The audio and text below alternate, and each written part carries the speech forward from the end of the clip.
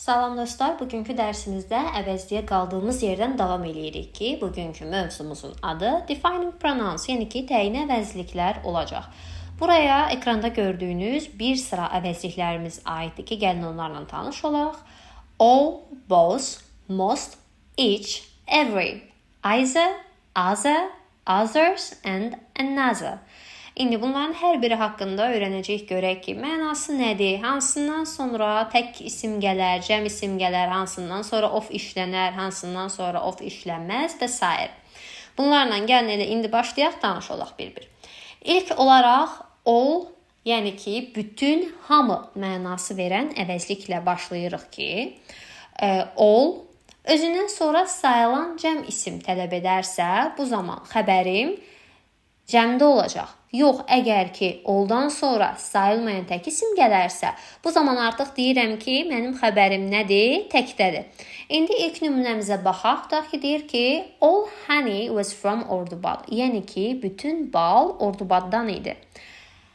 Daha sonra ikinci nümunəyə də baxaq. Daha sonra qarşılaşdıranda bizə daha aydın olacaq. All books are red. Yəni ki, bütün kitablar qırmızı idi. Bütün kitablar qırmızıdır indiki zamanda. Aha, indi bu cümləmizə baxırıq ki, hər ikisinə. All honey, yəni ki, bütün bal. Bal nə idi? İngilis dilində deyirdik ki, bal sayılmır və biz sayılmayan isimləri təkdə götürürdük. Ümumiyyətlə bilirəm ki, təkdədirsə ismim, onda mənim xəbərim, mənim feilim də nətər olacaq? Təkdə olacaq. Bəli, all honey was. Bu formada. Amma all books artıq kitab, cəmlənib olub kitablar sayılan isimdə, düzdürmü? Və cəmlənib də. Cəmdədirsə onun xəbəri necə olacaq? Cəmdə. All books are red. Yəni ki, bütün kitablar qırmızıdır. Bu formada nümunəmizi vermiş olduq. Daha sonra baxırıq ki, alldan sonra z gələ bilər, isim gələ bilər, of gələ bilər. Əgər ki, alldan sonra z gələrsə, biz bunu çox zaman ilə z-la bərabər edəcəyik. Yəni ki, bütün, hamısı bu mənanı verəcək. Tutaq ki, all the money was stolen. Yəni ki, bütün pul oğurlanmışdı. Bir nümunə kimi, məsəl üçün bunu all z-yə misal göstərə bilərik. Daha sonra all of my shirts are black or white. Yəni ki, mənim bütün köynəklərim ya qaradır, ya da ki, ağdır deyir bu cümlədə. Aha, çox asan bir cümlədir və fikir verirəm ki, all of-dan sonra nə gəldi? Cəm isim gəldi, düzdürmü? Buna da fikir veririk. Ümumiyyətlə, of varsa, ofdan sonra gələnlər həmişə cəmdədir. Digər əvəzliklərdə də ofla olan nümunələrdə fikir verəcəksiniz ki, hamısı cəmdədir. Bir də burada fərqli bir məqam var. Görürük ki, birində yazıb all is, digərində yazıb all are. Əgər ki, all hər şey mənası verərsə, o zaman deyəcəm ki, mənim xəbərim təkdədir. All is okay. Yəni ki, hər şey yaxşıdır, hər şey yolundadır. Bu formada deyirəm. Amma əgər ki, all sözü hamı, hər kəs mənası verərsə, məsəl üçün, hamı buradadır. All are here. Artıq burada görürəm ki, mənim xəbərim necə oldu? Cəmdə oldu. Düzdürmü? Bəli, buna fikir veririk ki, tərcüməsində əgər hər şey və yaxud da ki, hamı bu tipdə belə bir tərcümə olarsa, xəbərini diqqət yetirməliyik. Hər şey deyirsə, təkdədir. Hamı, hər kəs deyirsə, artıq məna baxımından cəmdə olacaq. Keçid alaq növbəti əvəzliyimizə, hansı ki, bu olacaq both və mənası hər iki və yaxud da ki, elə hər ikisi demək olacaq. Both sözü necə işlənir? Bothdan sonra cəm isim gələr və o da özündən sonra cəm feil tələb eləyir. Bir də var, both of. Yəni ki, nəyinsə hər ikisi bu mənanı verəcək. Cümlələrdə daha rahat başa düşəcək. Ondan sonra da yenə ofdan sonra nə demişdim? Cəmdə gəlməlidir. Okay, cəm isim gəldi və feilim də yenə necədir? Cəmdədir. İndi baxaq nümunəmizə. Both boys are handsome. Yəni ki, hər iki oğlan yaraşıqlıdır. Bothdan sonra gələn sözüm nə oldu? Cəmdə oldu, düzdürmü? Hər iki. Ümumiyyətlə, burada iki anlayışı var. İndi isə fikir veririk ikinci nümunəmizə. Burada da deyirik ki, both of her friends are liars. Hansı ki, mənası nə olacaq? Onun hər iki dostu yalancıdır. Burada both of-dan sonra artıq her friends. Orada hörə fikir vermirəm. Əsas friends-ə baxıram. Görürəm ki, dostları, dostlar, cəm anlayışı var. Yəni demək istəyir ki, onun dostlarının hər ikisi yalancıdır. Çox asan nümunələrdir. Bothda və both of-da bizi çaşdıracaq bir şey yoxdur. Amma nəyinə fikir veririk? Dedik ki, əslində bossdan sonra cəm isim gəlir. Amma tək ismin də gəldiyi hal var. Yəni istisnamız var. O nə vaxt olur? Əgər ki, boss and formasında bir yazılış görsək, ifadə görsək, orada nöqtələr olur da, bossla and-in arasında və and-dən sonra. Əgər ki, o nöqtələrin yerinə tək isim və yaxud da ki, sayılmayan isim qoyularsa, bu zaman artıq bossdan sonra tək gələ bilər ismi. Tutaq ki, both the milk and the coffee are hot. Nə deməkdir? Həm süd, həm də kofe. Hər ikisi istidir. Daha sonra both my son and daughter are doctors. Yəni ki, mənim oğlum və qızım hər ikisi həkimdir demiş olduq bu cümlədə də. Birincidə sayılmayan isimlər mi idi? Sayılmayanlar nə demişdim? Deyirəm ki, onları normalda mən təkdəymiş kimi götürə bilərəm. Burada heç bir problem yoxdur. İkinci nümunədə isə artıq oğuldur, qızdır. Bunlar sayılandır, amma təkdədir yenə də. Yəni qaydamıza uyğundur. Okay, istifadə eləyə bilərik. Keçid alaq növbəti əvəzliyimizə, hansı ki artıq bu olacaq most və mənası əksər deməkdir. Mostdan sonra adətən cəm isim gəlir və uyğun olaraq da onun feili cəmdə olacaq. Mostdan sonra sayılmayan isim də gələ bilər və bilirəm ki, artıq sayılmayan isim feilin xəbərini necə tələb edir? Təkdə. Və bu qaydada da deyirəm ki, sayılmayan isim gəlirsə, deməli mənim feilim təkdə olacaq. Nümunələrə baxsaq, most people prefer cats over dogs. Yəni ki, əksər insanlar pişikləri itlərdən üstün tutur. Burada most people. Necə oldu? People kökdən dəyişən ism idi. Özü sayılandı, sadəcə cəmləyəndə persondan people'a keçirdi. Və mən onun feilinə də baxıram ki, cəmdədir. Prefer. Okay. Tamamilə doğru. Və növbəti nümunəmiz most rice is sold. Yəni ki, əksər düyü satılıb. Bu mənada işlətmişik. Deməli, burada indi rice nə idi? Düyü idi və düyü ingilis dilində sayılmayan idi. Ona görə də sayılmayanda xəbər necə olur? Təkdə olur. Is yazıblar. Ar olmaz. Is bir mənalı olaraq. Daha sonra mostdan sonra of da işlənə bilər. Most of və bu ifadənin mənası əksəriyyəti deməkdir. Tutaq ki, most of your jeans are blue. Yəni ki, sənin cinslərinin əksəriyyəti mavidir. Və yaxud da ki, most of those books are from 2020. Yəni ki, o kitabların əksəriyyəti 2020-ci ildəndir. Bu formada da cümləmizi istifadə etmiş olduq. Most of-da da, most-da da elə bir çətinliyimiz olmamalıdır. Keçid alırıq içə. İçin mənası nə idi? Hər bir demək olacaq. Və içdən sonra tək isim gələr. Bu zaman mənim feilim də təkdə olacaq. Each of ifadəmizdə var. Bu da nə deməkdir? Hər biri. Tutaq ki, of dedimsə nə olurdu? Ofdan sonra cəm isim gəlirdi. Each of. Sonra cəm isim gəlir, amma ki onlardan birini bizi istəyir. Düzdürmü? Artıq haqqında danışacağım əşyadan bir dənədir və onun feili də konkret artıq bir dənə olur, təkdə olmalıdır uyğun olaraq. İndi nümunələrimizə baxsaq, each girl has a doll. Yəni ki, hər qızın bir gəlinciyi var.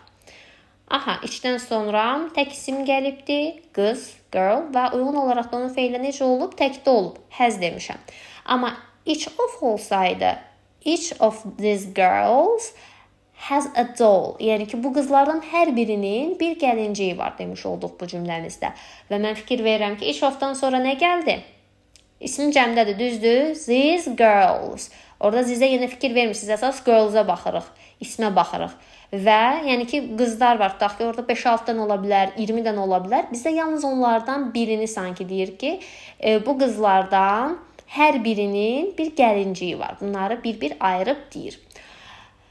İndi every-yə keçək. Every və each bir-biri ilə çox oxşardı, amma aralarında kiçik bir fərq var. Onu da toxunacağıq. Belə ki, every-nin mənası nədir? Eynən işdə dediyimiz kimi hər bir demək olacaq. Və every-dən sonra da tək isim gələr. Bu zaman feilim təkdə olar. Amma ki, içdən fərqli olaraq every-də of işlənməz. Bunu yadımızda saxlayaq. Məsəl üçün, every boy likes cars. Yəni ki, hər bir oğlan maşınları sevir. Bu cümlədə everydən sonra nə gəlib? Boy, oğlan deməkdir. Düzdürmü? Və mən fikir verirəm ki, təkdədir və mənim xəbərim də, feilim də necə olur? Avtomatik olaraq təkdə olur. Likes, bu formada yazmış olduq. Növbəti cümləmizə baxsaq, every dream has a meaning. Yəni ki, hər bir yuxunun, hər bir xəyalın bir mənası var demək istəyibdi. Everydən sonra dream işlənibdi. Bu sizi çaşdırmasın. Dream haqqında biz nə demişdik? Deyirdik ki, bir qrup sözlərimiz var idi, isimlərimiz ki, sayılmayan görünürdü, amma əslində sayılan idi ki, onlardan biri də dream idi. Və indi burada mənası hər bir yuxunun bir mənası var deməkdir bu cümlənin və dream özü təkdə olduğuna görə mənim xəbərim də təkdədir. Every'nin törəmələri var. Eynən samla endə dediyimiz kimi. Ki everyone, everybody, everything, everywhere bu formada olacaq. Everyone və everybody demək olar ki, eyni şeydir və hər ikisinin mənası hər kəs deməkdir.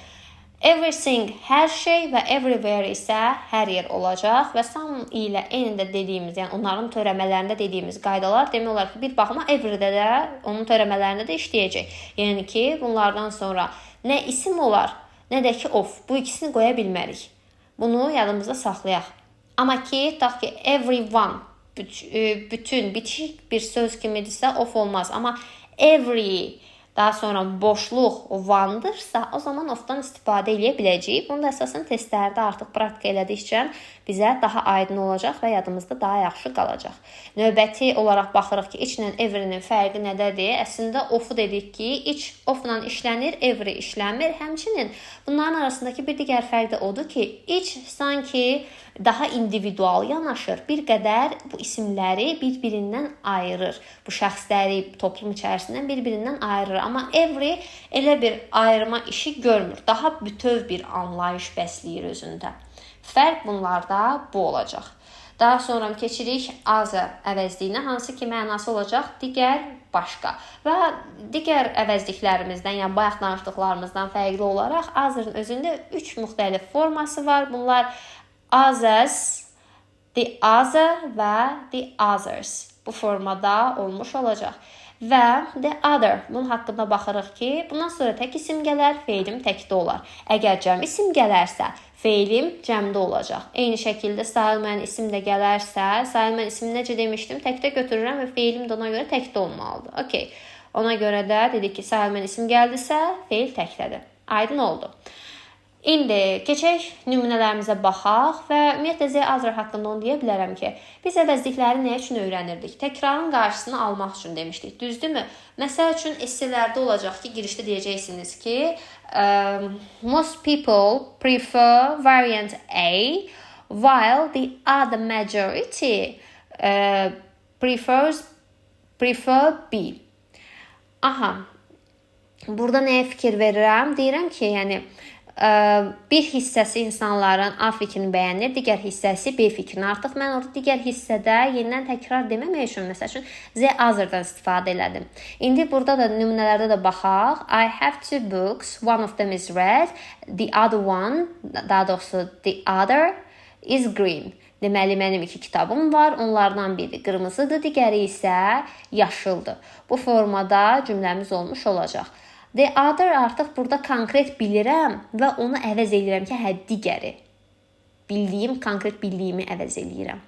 2 kitab idi, birini dedim, deməli artıq bir dənəsi qalıb da yerə. The other deyə bilərəm. Və yaxud da ki, ikinci cümləmiz mafiya oyununu xatırladır bizə ki, deyir, 3 players are left, therefore one of them is the doctor, the others are mafias. Deməlidir ki, 3 oyuncu qalıbdır və belə ki, bunlardan biri həkimdir, qalanları isə mafiyalardır. Artıq burada the others 2 nəfəri bildirir, amma mən artıq onlar haqqında bir bilgim, bir məlumatım olduğu üçün digərləri deyib konkret şəkildə onları işarə edə bilirəm, əvəz eləyə bilirəm. Sonra keçirik another-ya, hansı ki mənası olacaq daha bir, başqa bir. Və another özündən sonra tək isim istəyir. Və tək isim gəldisə, bilirəm ki, necə olur? Mənim feilim də təkdə işlənəcək. Həmçinin another-dan özünü də deyirik ki, another en artiklı ilə oxşardır.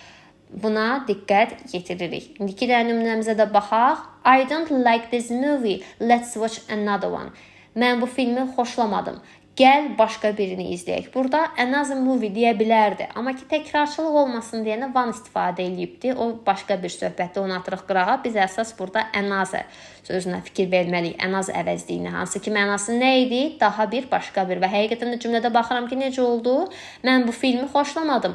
Gəl başqa birini izləyək. Bu formada yazmışıq. Daha sonra ikinci cümləmizə baxıram. I don't want her to marry another boy. Mən onun başqa bir oğlanla evlənməyini istəmirəm. Çox dramatik səslənən bu cümləni yəqin ki, bir sıra filmlərdə, kinolarda, seriallarda eşitmisiniz. İndi burada fikir versək, another'dan sonra nə işlənibdir? Təkdə olan isim işlənibdir. Another boy, başqa oğlan, daha başqa biri bu mənada işlənibdir. Another'da da çətinlik çəkə biləcəyimiz bir şey yoxdur, olduqca rahatdır. Beləliklə sonuncu əvəzliyimizə keçirik, hansı ki mənası either olacaq. Either'ın mənası ikisindən biri deməkdir və either'dən sonra deyirik ki, tək isim gəlir. Bu zamanda mənim feilim təkdə olacaq. Either of ifadəm də var. Ofdan sonra deyirdim ki, ismim necə idi? Cəmdə idi, bəli. Deməli, either of plus cəm isimlidirsə, mənim artıq oradan xəbərim təkdə olacaq. O da ki, necə? Onsuz deyirəm ki, hədə ikisindən biri. Mən artıq bir dənə varlıq haqqında, bir dənə əşya haqqında danışıram. Birlik, təklik var. Deməli, mənim feilim avtomatik necə olmalıdır? Təkdə. Və indi nümunələrimə də baxsam, deyirəm ki, you can choose either way. Deməli, burada baxıram. Nə deməkdir bu? İki yoldan birini seçə bilərsən. İkisindən biri. Bu mənada işləndi. İkinci cümləmə baxıram. Either of these answers is wrong. Demək istəyir ki, bu iki cavabdan biri yanlışdır. Deməli, bu cavablardan biri bu mənada deyirik də. Düzdürmü? Biri. Yenə bir anlayış olduğuna görə mənim xəbərim necə olur? Təkdə. Bu formada istifadə etmiş olduq. Beləliklə, əvəzliklərlə bağlı öyrənəcəklərimiz, danışacaqlarımız, həmçinin təkrar edəcəklərimiz bu qədər idi. Ümid eləyirəm ki, yaxşı bir şəkildə bunları təkrar edərik. Sizin çox yormamaq üçün və ətraflı lazımsız artıq məlumatlarla yükləməmək üçün bu bölməni mümkün qədər qısa etməyə çalışdım. Çünki onsuz da çoxlu əvəzlik var idi burada. All, most, every, each, other və s. də. Bir də bunları uzun-uzadı öyrənməkdənsə bizə əsas lazım olan hissələrinə fikir versək, lap əla olar. Onsuz da sizə belə deyim ki, testləri əgər işləsək, praktika eləsək, artıq bizim beynimizə o hopacaq. Artıq görən kimi biləcəm ki, burada bu əvəzlikdir, digərində isə o əvəzlikdir. Və sizə günü-gündən daha rahat olacaq. Qeydlər götürməyi, özünüz üçün təkrar etməyi unutmayın. Bir sonraki videolarda görüşmək üzərə. Hələlik.